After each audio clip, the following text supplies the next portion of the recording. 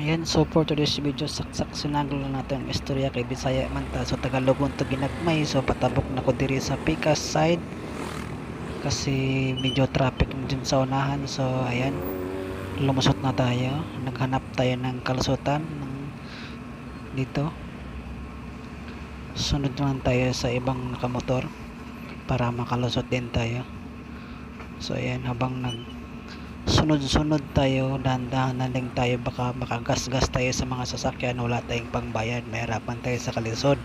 So ayan, lusot-lusot siya, lusot-lusot din ako, dahan-dahan hanggang makarating sa pinanaroroonan. Ayan, so nasinaksak, sinagol na itong mga istoryaan kay murag naglisod na ta.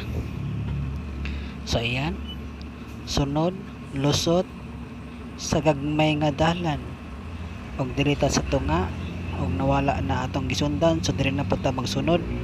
So diri ta agi kay murag piot diri, ipit-ipit gamay pero ipit gyud. So ayan, sulod ta, ay nakaya ra. Ikaw pa kaya, ako kaya, kaya mukat. So ayan na. So habang naghintay tayo sa traffic light, so dito tayo pak. Ayan, lumusot na siya. So hindi na tayo lumusot dyan kasi medyo ipit-ipit na gamay diya. So abante na lang tayo gamay habang naghihintay na lang tayo sa sa go. So ayan na, waiting na.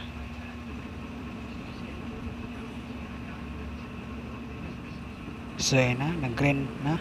So mag-uuna na tayo kasi para hindi tayo mahirapan. So nag-una-una na tayo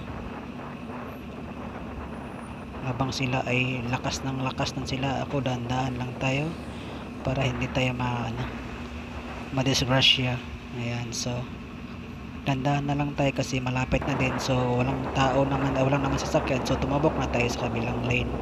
So ayan na, malapit na at dyan, dumating na talaga dyan sa bahay na tinatrabahuan ko. Ayan, so yan lang po guys, thanks for watching.